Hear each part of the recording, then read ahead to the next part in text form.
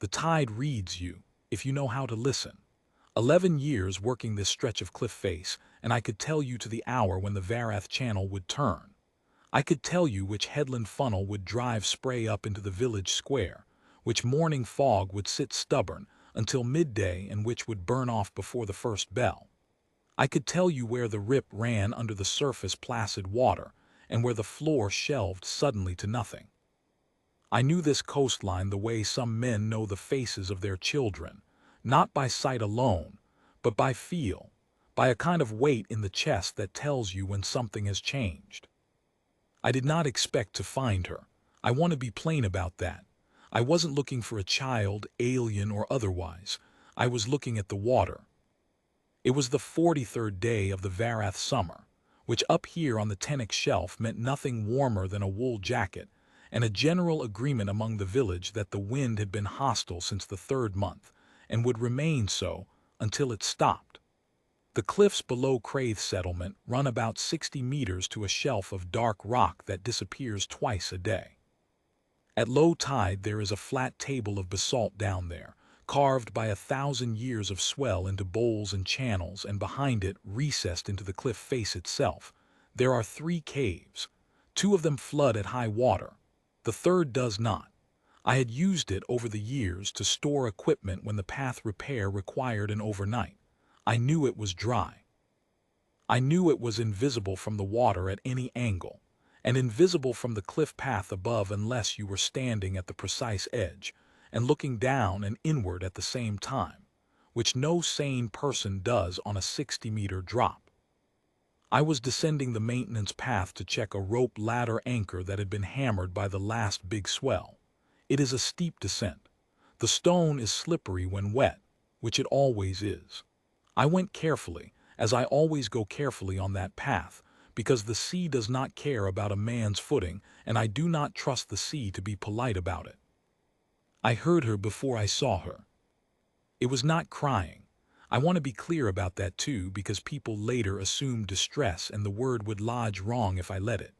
It was more like a low note held without effort, the way something hums when it is concentrating. A sound that belonged almost to the cliff itself, to the drip of water from above, the low wash of swell against the basalt shelf. Almost, not quite. Human ears are tuned for the anomaly, and mine are tuned finer than most, so I stopped on the path and I stood still and I listened until I had placed it. It was coming from the 3rd cave. I will tell you what I found when I put my head around the entrance, and I will describe it plainly because the plain version is the one that stayed with me. She was sitting with her knees drawn up to her chest against the far wall of the cave, in the driest corner, on a folded piece of material that had once been some kind of outer garment. She was small, genuinely small, not a visual trick of the low ceiling, with the quality of smallness that speaks of a young age rather than a small species. She had pale skin, not human pale but the pale of deep water in weak light, with a faint green luminescence along the line of her jaw and her collarbone that brightened slightly when she exhaled. Her ears came to a point. Her eyes, when they found me in the entrance shadow, were very large, the iris taking up almost the full visible surface, and they were the color of the sea on a clear afternoon, a deep, layered blue-green that shifted as she moved. Her hair was white, the kind of white that has never been any other color. She wore a short robe, thin, cut for a different climate, and she had wrapped the folded garment around her shoulders as best she could. She looked at me with an expression that was not fear. It was the expression of someone who has been found and is trying to calculate rapidly whether the person who found them intends harm. She didn't make a sound when she saw me. The humming stopped. I crouched down at the entrance because standing over a child, any species, is not a position that communicates anything useful. I looked at her. She looked at me. The cave dripped. The swell came in somewhere below us and made its deep concussive sound against the rock, the kind of sound that travels up through the stone into your feet. I said in standard trade cant, which is not elegant but is the closest thing the Tennic shelf has to a common tongue, "Are you hurt?" She shook her head very slightly. The movement was careful, the movement of someone monitoring their own reactions. I said, "Are you hungry?" A longer pause this time, then the smallest nod, a nod that had cost something. I looked at her for a moment longer because I am a careful man and I wanted to think before I spoke again. What I was seeing in that cave, with the tide turned and the shelf dry and the cliff path empty above us, was a very young, very alone child who had chosen a hiding place with considerable skill. The third cave. Not visible, not floodable. She had chosen well or been instructed well, and she had been here long enough that the folded garment had taken the shape of regular use. "Stay here," I said. "I will come back with food. I will come down the path alone. If anyone else starts down the path, you will hear the stones move well before they arrive. You know this shelf better than most, I think." She looked at me for a moment. Then she said, very quietly, in trade cant that was not as polished as mine but serviceable, "You will not tell." "No," I said, "I will not tell." I meant it when I said it. I continued to mean it afterward, which is the harder part. I want to explain something about Craith settlement that matters for understanding what came next. It is not a community that pays close attention to what happens on the water, for all that it sits on the edge of it. Craith is a transit point. Ships put in for water and provisions and they leave. The permanent population is perhaps 300, mostly families who have been here for generations, mostly in the business of supplying those ships. The Shelf Authority employs me to maintain the cliff path and the channel markers and the warning bells, and the settlement's attention is directed largely uphill toward the road, not downhill toward the rock. Nobody watches the shelf at low tide.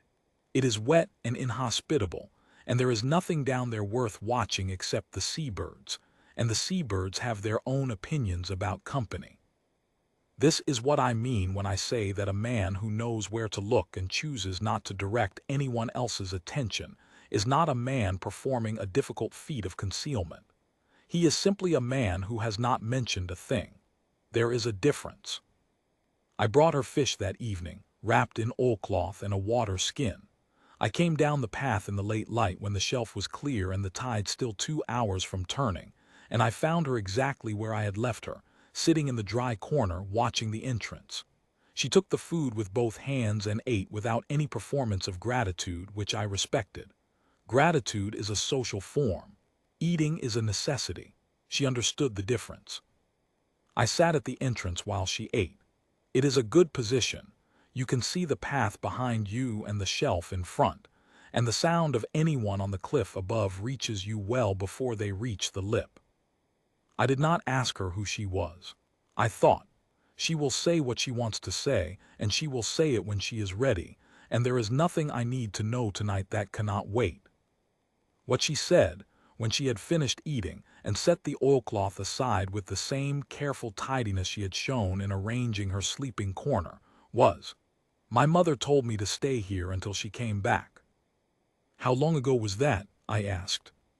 She looked at me in a way that told me she had been keeping count. 19 days. I held the number for a moment. 19 days in a sea cave on the basalt shelf of the Tennick Cliff in early summer, which means cold nights and damp everything, and a limited supply of anything edible within reach unless you know how to open shellfish, which she apparently did, because I could see the shells piled neatly to the side. 19 days with the tides coming and going, with the path above her occupied from time to time with ordinary settlement business, with the fog and the spray and the seabirds screaming. 19 days alone. "I am Orphan," I said. "I work on the cliff and the channel markers. It is my job to be down here. No one will think anything of it." She looked at me carefully. "Orphan," she said, testing the shape of it. "Yes." Another pause. Then, "Leth," she said, and that was her name, a short sound, more breath than consonant. The kind of name that doesn't announce itself. "Leth," I said, "all right." We sat for a while with the tide coming in below us, and then I climbed back up the path and went to bed, and for perhaps an hour I lay awake considering the various things I had committed to by saying what I had said. A mother who had been gone 19 days. A child left in a cave, not abandoned. I was fairly certain. There was something too deliberate about the choice of that cave, too practiced about the child's composure. Left and expected to wait. Left with the reasonable expectation that the wait would be shorter than 19 days. A mother who had not returned. I thought about who might have an interest in a child with those eyes and that luminescent jawline, because the shalvey are not a species you encounter on the Tennick Shelf by accident. They are deep-water people, in the ancestral sense. Their home territories are in the Careth interior, far to the southeast, and their presence on a cliff shelf on the outer Tennick was the kind of detail that meant something had gone wrong somewhere and someone had been moving fast. I knew enough of the broader political geography to know that the Shalvey had complicated relationships with several of the Southern House alliances, and I knew enough about the world to know that children are sometimes the currency those complications are settled in. I did not know which house. I did not know what Leth represented to whoever was looking for her, if anyone was looking. I knew she was alone in a cave and her mother had not come back. I went asleep. In the morning, I went down the path again with more food and spent an hour rearranging the anchor hardware at the latter point, which genuinely needed doing. And on my way back, I paused at the cave long enough to pass the food through and say nothing in particular, and that became the pattern of the days that followed. She was not a difficult child.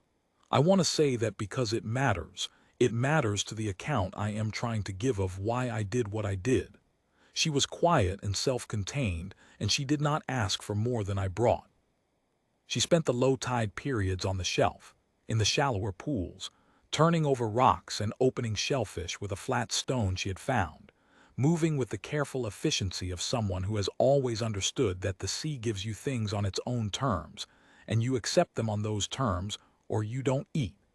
She was back in the cave well before the tide turned. She had learned the timing of this shelf better than some people who have lived above it for years. We talked during those visits, not extensively and not about the things I was most curious about, which she understood I would not press. We talked about the tides, which interested her greatly, the mechanics of it, how the channel shaped the flow, why the third cave stayed dry when the second did not. She had a quality of attention when she was learning something that I recognized from the best people I had worked alongside. She didn't just receive information. She organized it, placed it against what she already knew, tested it for fit. She asked questions that were precise. I brought her a blanket on the 6th day. It was an old one, from the equipment shed at the channel station, where I keep spares for overnight inspections. Heavy wool, water-resistant, smelling of the shed but serviceable. She accepted it with the same economy she accepted everything, shook it out, and added it to her sleeping corner with a consideration for arrangement that told me she had thought carefully about insulation and warmth since the first cold night. She had placed the folded garment so the thicker fabric lay against the stone wall where the cold came up through the rock. The blanket went on top, and I watched her work this out and said nothing, because there was nothing to say. I found over those days that I was thinking about her more than I had expected to. Not with worry precisely. She was competent enough on the shelf that I did not lie awake worrying about her physical safety, but with a kind of sustained attention that I was not accustomed to directing at anything except the maintenance of the cliff path and the channel markers. I would be at the northern station, running a line inspection, and I would find myself calculating her tidal window for that day, noting whether the swell had sufficient energy to push spray up to the cave entrance. I would be logging an inspection, and I would find myself writing the log entry and then pausing, looking at the page, with some other thought entirely in my head. Something she had said the evening before about the way the water moved in the pools, the way she had noticed that the pools in the northern section of the shelf retained heat longer because of the angle of the cliffs, which was accurate, and which was not a trivial observation. I am a man who has spent 11 years paying attention to a stretch of coast. I had never had anyone to pay attention with. On the fifth day, she told me something about the shalvey and water that I have thought about since. She said it in the way she said most things, without preamble, as if continuing a conversation I had not realized we were having. She said that among the shalvey, the tides were not regarded as a mechanical phenomenon.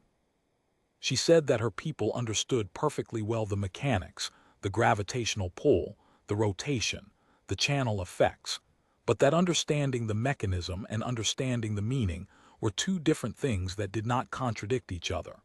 She said that the shalvey regarded the tides as a form of memory.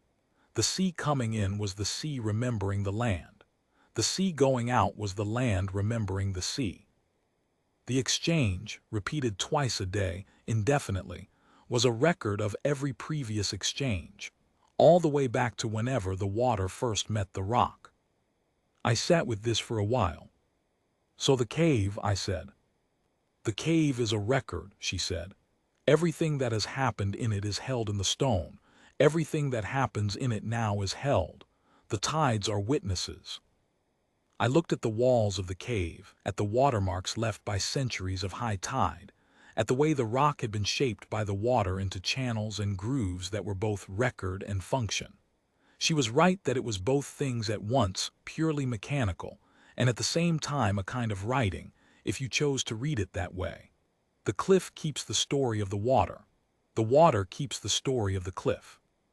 "Your mother taught you this?" I asked. "She taught me to read it," Leth said. "The reading is mine." I thought about that distinction for a long time afterward. The teaching is the mother's, the reading is the child's. The cave is a record, the witness is the tide. On the 9th day, my 9th day with her 28th alone, she asked me if I thought her mother was coming back. I sat with that question for a moment. Outside the cave, on the flat basalt, a gray seabird was working a tide pool with the methodical patience of its kind. "I don't know," I said. "I think you were told to wait here because this is a safe place. I think whoever told you that chose it carefully." "She chose it," Leth said. "Then she chose well. And I think the people who choose well for their children do not stop thinking about those children. But I can't tell you when. I don't know enough." Leth looked at the cave wall for a while. Then she said, "If she doesn't come, what happens to me?" "It is not a question you answer quickly. I took my time with it." "I would figure something out," I said. "That's not much of an answer, but it's the true one." She looked at me then with those layered blue-green eyes, and I had the feeling, as I sometimes had when talking to her, that she was assessing not just the words but the structure behind them. Whether they were the kind of words that had a solid floor, or the kind that sound like floors but give way when you put your weight on them. "All right," she said, and went back to watching the tide pool. She had a way of ending conversations that I came to understand was not curtness but efficiency. When she had what she needed from an exchange, she closed it cleanly, without ceremony, and moved on to the next thing. She did not reopen things that had been settled. I respected this. It is a quality I have found, in my experience, that most people lack: the ability to receive a difficult answer, take it in, and proceed without asking you to tell them again in different words, as though repetition in a kinder register might change the content. Her mother had been thorough in her preparations, that much was clear. There were things Leth knew: the tides, the shelf, the basics of self-sufficiency in a tidal environment, that had not been learned quickly or accidentally. Someone had been teaching her, for some time before the Tenic shelf, that the water is readable and that its rules, once learned, can be relied on. That information, consistently gathered and correctly applied, is its own form of safety. I thought about this sometimes, going up the path in the evenings, about what kind of mother teaches a child to read the tides, about what she must have known when she left that child in a cave below Craith settlement, about what was coming behind her, close enough that she could not stay, far enough that she believed she would be back before the wait became too long. She had been wrong about the timing. She had not been wrong about the cave. It was on the 37th day of my knowing her, her 46th alone by my count, that the Keshari delegation arrived. I knew about them before most of the settlement did, because I was on the cliff path at first light doing an inspection of the upper warning bells, and I saw their vessel standing in from the southeast. It was a Keshari courier configuration. I had seen the type before, in younger years when I had worked the larger transit harbors further along the shelf, and it was moving with the kind of deliberate efficiency that tells you the people aboard it know exactly where they are going and why. They put into the settlement harbor at the mid-morning tide, which meant they had timed it, which meant they had been here before or had very good charts. I watched them from the cliff path for a long time. 6 figures came ashore. They were wearing the gray and copper of the Keshari conclave, not a livery I knew in detail, but distinctive enough that a man who has been watching ships come and go for 11 years could identify it at a distance. They spoke briefly with the harbor authority, and then they dispersed into the settlement in pairs, moving with the systematic efficiency of people who have done this kind of search before. I understood what I was watching. I finished my inspection of the bells. I coiled the spare line. I came down from the upper path at a measured pace, the pace of a man who has nothing particular on his mind, and I went to the settlement square where the morning provision market was setting up, because that is where the information would concentrate first. The information was this. The Keshari delegation was looking for a Shalvi child, believed to have passed through the Tennik Shelf region in the last 2 months. They were carrying writs of recovery issued by the conclave itself, legal instruments, valid across all Shelf Authority jurisdictions, authorizing them to search any premises in pursuit of a missing person of interest to the conclave's proceedings. They had spoken to the harbor authority, the provisioner, and the settlement elder, all of whom had confirmed they had no knowledge of any Shalvi traveler, child or adult, in recent weeks. This was the truth. None of those 3 would have had any reason to notice a small figure on the basalt shelf at low tide.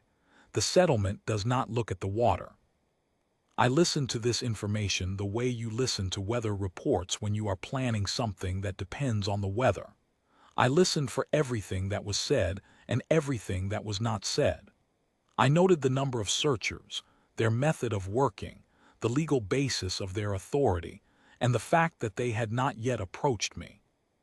I bought provisions from the market and I went back to the channel marker station, and I did my work for the remainder of the morning. In the afternoon, I climbed to the northern bell position and conducted the secondary inspection I had noted as due in the week's log. I was on the cliff when the delegation passed below on the settlement road, working through the north side, and I could see them from above, methodical, thorough, pausing at each building long enough to do the work properly. They were good at their job, in the way that made them worth watching carefully. They approached me that afternoon. I was at the channel marker station, which is a small shelter at the top of the maintained path, doing the routine log entry for the afternoon inspection. The 2 who came were senior, by their bearing and by the quality of their gray and copper attire. One was taller than the other. Both were careful in the way that people are careful when they are used to people lying to them and have learned to watch for it. They introduced themselves as assessors of the recovery division. They asked if I was the Shelf Authority pathman for this section of coast. I said I was. They asked if I had seen or encountered any Shalvi traveler, child or adult, in my work on the cliff paths or the channel maintenance in the past 2 months. I looked at them thoughtfully. I let the silence sit for a moment, not the silence of a man scrambling for a lie, but the silence of a man going back through a span of time in his memory, genuinely considering the question. A cliff pathman spends his working life alone in a way that means he moves through his days slowly and without the social pressure to fill quiet with words. It is natural for such a man to pause. The Shalvi are deep-water people, I said. You don't see them much on the outer shelf. I haven't had cause to notice one. A child, the taller one said. Young, pale skin, bioluminescent markings on the jaw and collarbone. The markings are a Shalvi trait distinguishable at close range. Bioluminescent, I said. I let the word sit as if I were turning it over. That would be hard to miss. It would, the taller one agreed. Which is why we believe if the child has been in this area, someone would have noticed. I work the cliff path and the marker stations, I said. I don't have much cause to be in the settlement proper except for provisions. I haven't seen any child of that description. I paused again. What I see mostly is the water, ships coming in, the channel, the birds working the tide line. I gestured not toward the cliff edge, but along the upper path in the direction of the northern marker station. There's a section of the upper walk where the view opens up. You can see the full inlet from there. If you want a position to observe foot traffic coming in along the coast road, that would be the one to watch. I can show you. The taller one looked at me for a moment. A searching look, the kind that is trying to locate the seam in a surface. I looked back at him with the mild, cooperating expression of a man who has a job to do and is trying to help. We may take you up on that, he said. I'll be at the northern station until the afternoon bell, I said. You're welcome to come up. They didn't come up. They went back toward the settlement. I watched them go, and then I turned back to the log entry, and I wrote down the afternoon's inspection results in the careful handwriting I use for official records, and I said nothing to anyone. I did not go down the cliff path that night. I had considered it and decided against it. The path is legitimate in daylight and in foul weather, and in the specific circumstances of an anchor check after a wind shift. But two men with sharp eyes had just spoken to me about that path, and about what I see from it, and a descent at night with no weather justification was a detail that would, if noticed, require explaining. I lay awake for a time that night and thought about Leth in the third cave with the tide at its height, and I thought about what she could hear from there, and I decided she could hear a great deal, including the fact that the settlement was more than usually busy, that the harbor was occupied by a different vessel than usual, and that there were voices in places where voices did not customarily go after dark. She would stay in. She was better at staying in than almost anyone I had ever known. I trusted the cave. I trusted her judgment about the cave. I stayed on the upper cliff. That night I went through, in my head, the sequence of what the assessors were doing and would do. They had the settlement. They had the road. They were likely to extend the search to the upper cliff path, the northern section especially, where the viewpoint was, which I had helpfully suggested as a good position for observation. They might go further, down the maintained path as far as the anchor ladder. At that point the path becomes genuinely hazardous without guidance, and a man who has never worked a tidal cliff will not take it further without a guide. I was the guide. If they wanted the lower path, they would have to ask me to take them, and they would have to explain why. Let them ask, I thought. Let them explain why. That night I went over the next day in my head, the way I go over a complex maintenance job before I start it, walking through the sequence, identifying the likely complications, deciding how I would respond to each one. I am not, by nature, someone who plans in advance of events. I am someone who observes carefully and responds to what is actually in front of him. But the events in front of me were moving on a schedule I could partially anticipate, and anticipation, in this case, was the better part of the work. I slept eventually. The second day of the search was the thorough one. The assessors were in the settlement proper for most of it, the storage buildings, the upper water tanks, the derelict structures at the north end, and I went about my work on the cliff path in the ordinary way, logging each position and each time, moving at the pace I always move. The northern station, the mid-path bell inspection, the anchor ladder check at the third access point, which I conducted in the morning when the tide was well out and the shelf fully exposed. I went no further down than the anchor ladder. I did not look in the direction of the third cave. I noted in the log the condition of the hardware, the time, and the tidal state. I climbed back up and went to the channel marker station for the afternoon. The shorter senior assessor found me there in the mid-afternoon. He asked whether I had seen any movement on the cliff face at night, any evidence of someone using the lower paths. I said that I had been down the lower path 3 nights ago due to a wind shift concern, and I had found the anchor hardware in good order. I said the lower paths were not really viable as routes for any person unfamiliar with the shelf. They were steep and wet, and the footing was unreliable, and at any time within 4 hours of high tide, they were partially flooded. I said that if anyone were trying to move unseen along the coast, they would be far more likely to use the road above the cliffs, which had good footing and could be walked in the dark by anyone with basic orienteering skills. The assessor listened to this and nodded. I showed him on the maintenance chart I carry the section of path below us. I showed him where the tide line ran and which sections were passable at low tide only. I showed him the access points and noted that all of them required either knowledge of the path or a rope descent that no casual traveler would manage. I took him through the chart with the thoroughness of a man who takes his charts seriously and assumes his interlocutor does too. I made it all available to him. He was looking at the chart. He was not looking at the cliff below.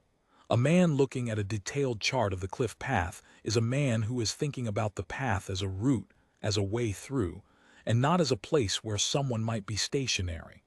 That is the cognitive frame the chart provides. I had chosen to offer the chart for exactly this reason, though I could not have articulated it in those terms at the time. It was instinct, or the distilled experience of 11 years of watching how people look at coastlines they don't know. He thanked me for my time and went back up the path. The third day was the last. The assessors moved with the focused efficiency of people who have completed most of their work and are filling in the remaining sections. I saw them on the upper cliff path in the morning, at the viewpoint I had mentioned, which gave them the full inlet and the road. They spent some time there. I gave them a wide berth, going to the Southern Bell Station for my morning work, and came back to the Channel Marker Station by the inland route. In the evening, the taller senior assessor came to find me at the Channel Marker Station as I was completing my end-of-day log. He said the search of the settlement had been completed. He said they had found no sign of the person they were looking for. He said they would be departing the following morning. He looked at me when he said this, not accusingly, but with the careful attention of a man who is not entirely satisfied with an outcome, but has no specific evidence to the contrary. There was a quality in the look that I knew from the look I sometimes give to a section of path when I am convinced something is wrong with the footing, but cannot locate the specific stone. He knew the shape of the thing but not the position of it. I held his look without discomfort, because a man with nothing to hide holds a look exactly as long as is natural and then moves on.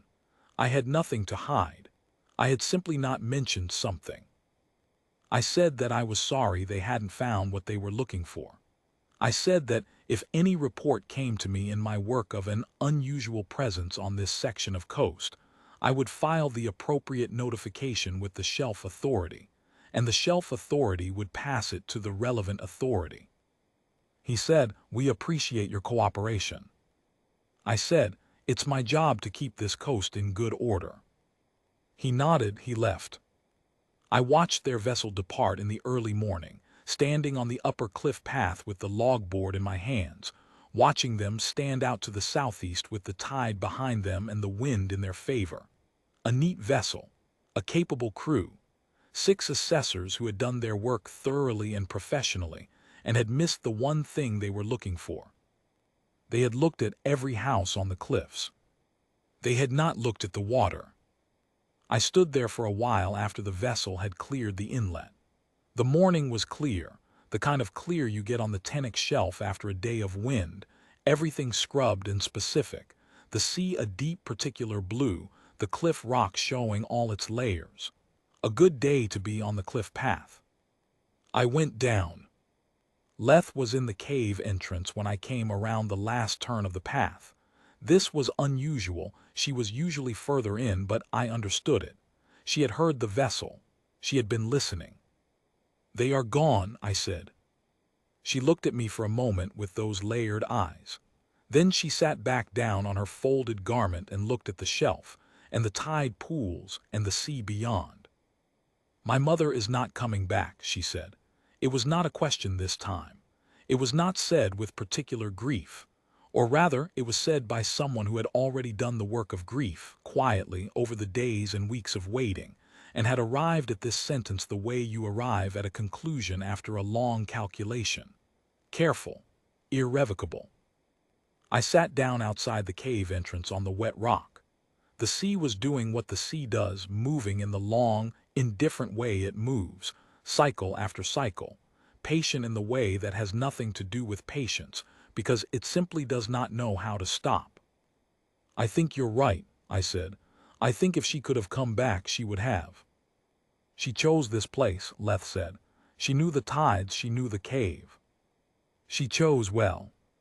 She chose you, Leth said, and looked at me. She couldn't have known you specifically, but she chose a place where someone like you would be, someone who would come down the path and find me and choose not to say anything. I thought about that for a while, whether it was true, whether it was the kind of thing you say to a child to give a difficult fact a shape it can hold, or whether there was something in it. Maybe, I said, or maybe you were lucky and I was down here on the right morning. Maybe those are the same thing, she said. She was young, and she said things like that, and I had learned not to answer them quickly. We sat there together on the shelf with the morning around us, and the sea coming in at its slow, indifferent angle, and the seabirds working the tide pools with their usual diligent lack of concern for anything other than the next meal. After a while she picked up the flat stone she used for opening shellfish and went to work on the nearest pool. She did this the way she did everything, carefully, with attention, with the understanding that the work was worth doing properly. I stayed for a while, not because there was anything in particular I needed to do, but because the morning was good and the company was not unpleasant, and the shelf was dry, and the sea was behaving itself. That afternoon I told her plainly what I intended to do. I said I was going to find her passage south, and that it would take some time to arrange quietly, and that I needed her to continue doing what she had been doing, staying in the cave, working the shelf at low tide, keeping to the patterns we had established. I told her the Keshari would not come back quickly. Recovery writs have a fixed procedure and a fixed timeline, and they had used their initial instrument. The next step required escalation, which required time and authority that the field assessors did not have in hand. She listened to all of this carefully. When I had finished, she said, "You know a great deal about conclave procedure." "I know something about how legal instruments work," I said. "When you've lived on a transit coast for 11 years, you develop an interest in the procedures that might one day be pointed at you, or at something you're responsible for." She looked at me. "Were you expecting this?" "Not this specifically," I said, "but I was not surprised that it was this." She considered that, because of what you know about the Shalvi, because of what I know about house alliances and recovery claims, and the kind of child who ends up in a sea cave on the outer Tennick, with a tide-reading education, and a folded garment that has been slept on for 6 weeks.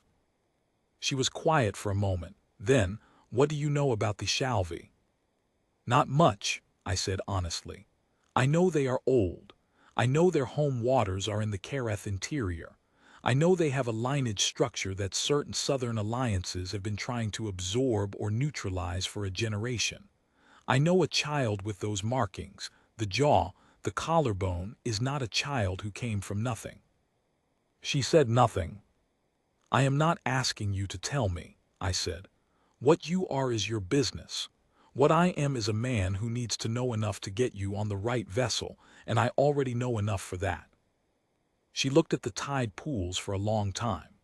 The afternoon light was turning the water in them from gray to kind of burnished bronze, and the seabirds had mostly moved off to the northern rocks for the evening assembly they keep to in all weather.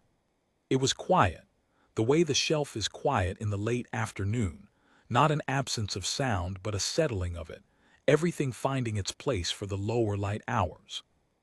"My mother said," she began, and then stopped and started again. "My mother said that the markings are a bloodline record, They are not just a trait. They are a record of every generation before me, expressed in the bioluminescence. The pattern is specific. It is, she said, like a document that can't be forged and can't be separated from the person carrying it. I thought about that for a moment, about what it means to carry your lineage written on your skin. And the Keshari conclave wants to read that document, I said. They want to control what it authorizes, she said. That is what my mother said, not the person, the authorization. I sat with that for a while. Then we had better make sure the authorization stays out of their hands, I said. She looked at me with those layered blue-green eyes, and there was something in them that I had not seen before in quite that form, not relief, which would have been the easy emotion, but a kind of recognition, as if something she had been told might exist had turned out to be actual. I went up the path in the late light and began, that evening, to think about the captain. There is a question I have been asked in the time since by the few people I have told any part of this to. The question is, what did I do with her? Where did she go? How does it end? I find the question hard to answer, not because I am protecting information, though there is some of that, but because the question assumes the story has a shape with a resolution in it, a satisfying final placement, a door closed on the last image, and I am not sure it has that. Or rather, I am not sure that the shape that matters is the one that ends with the answer to that question. What I can tell you is this. She stayed on the shelf for another 3 weeks, while I thought carefully about what her options were. I have connections, built over 11 years of working the Tennant coast, that are not particularly visible connections, the kind you accumulate when your job requires you to be useful to ships putting in for provisions and repairs, when you know who needs something done quietly and can arrange it. I am not a man of particular influence. I am a man who knows his coastline and has, over time, become the person you talk to when you need something done on it. Those connections led, in time, to a conversation with a woman who captains a small survey vessel that works the deep-water routes between the outer Tennant and the Shalvey home waters. She is not primarily in the business of moving people. She is in the business of knowing the deep-water routes better than anyone else on the outer shelf, and knowing things when you are on the water has a way of becoming other useful things. I brought Leth up the path on a morning when the tide was right and the survey vessel was in the harbor for resupply. The night before, I had come down the path one last time in the early dark, because there was a final thing I needed to tell her, and I had been deciding for 2 days how to say it. She was awake. I had noticed over the weeks that she slept lightly, not with the restlessness of someone whose sleep is disturbed, but with the alertness of someone who has learned not to fully leave the present, because the present requires monitoring. She heard me on the path long before I reached the cave entrance and was sitting upright when I arrived, the blanket around her shoulders and the luminescence along her jaw faintly lit in the dark. I sat down at the entrance. "The vessel leaves with the morning tide," I said. "We go up the path at the second bell. I'll come down for you." She nodded. I was quiet for a moment, because the thing I needed to say was not a complicated thing, but it required saying correctly. "When you get to where you're going," I said, "and when the time comes that you have to decide who to trust, because that time will come and it will come more than once, the question your mother taught you is the right question. Does it feel like safety? Does it smell like safety? That's not the test. The test is what it looks like in the morning when the people offering it think you're not watching." She looked at me in the dark. "People who mean to cage you are always certain they are protecting you," I said. "They believe it themselves. That's what makes them difficult to recognize. Watch what they do when you say no to something small. That's when you see the frame." She was quiet for a while. The tide was at its height below us, invisible in the dark, audible in the deep concussive sound it made against the cliff, steady, indifferent, sequential, keeping its own record. "My mother told me something like that," she said. "Your mother was careful about the right things," I said. Another silence. Then, "Will the people looking for me come back here to you?" I expect so eventually, I said. They'll exhaust other avenues first. And when they come, I'll tell them the same thing I told them before, that I work the cliff and the channel markers and I see the water, and I haven't seen what they're looking for. That will be true, she said. That's the intention, I said. She looked at the dark entrance of the cave, at the small square of slightly less dark that was the shelf, and the sea beyond it. She was arranging something in her expression, and I watched her do it, watched her take the particular weight of the next morning and the departure and everything beyond it, and put it somewhere that was not the surface of her face. It was a thing I recognized, not the suppression of feeling but the deliberate placement of it. The understanding that some weights are carried better when they are carried below the waterline. Second bell, she said. Second bell, I said. I climbed back up the path and did not look back. She didn't need me to look back. She had the cave and the blanket and the tide, and in the morning she would have the path, and after that she would have whatever came after the path. She had been managing harder things than a night alone since before I found her.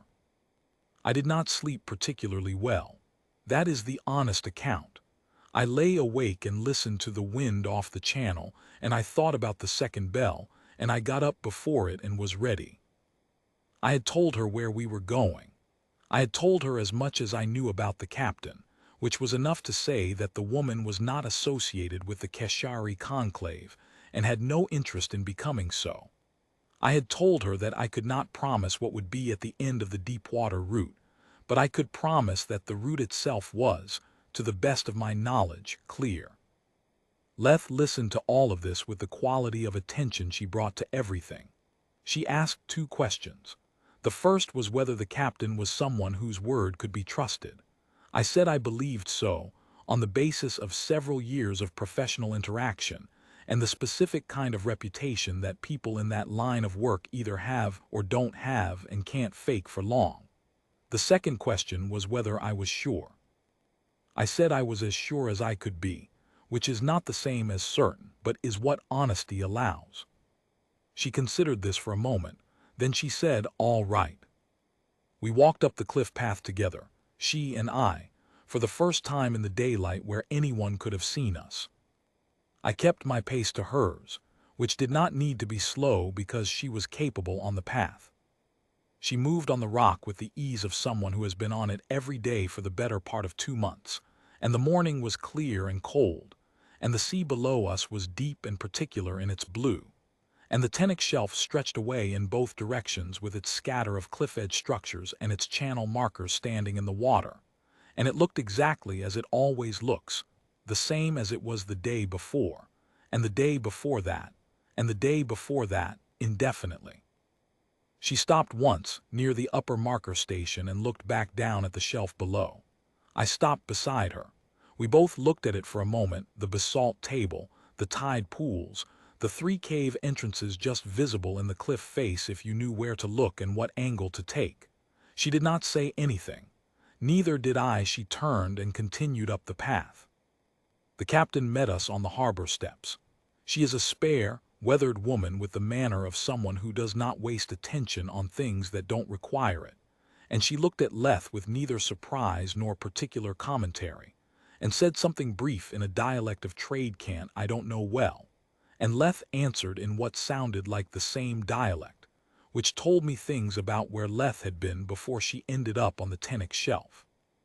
There was a brief exchange between them, 3 or 4 sentences, in the dialect I couldn't follow, and then the captain nodded and looked at me and said, in the standard trade cant, "We'll take her through." I crouched down, the way I had crouched at the cave entrance on the first morning, because it is still the right position when you are trying to be at the same level as someone smaller than you, and I looked at Leth. She had her folded garment, now clean, rolled and tucked under one arm. The rest of her possessions were whatever was in her pockets, which I did not know the inventory of.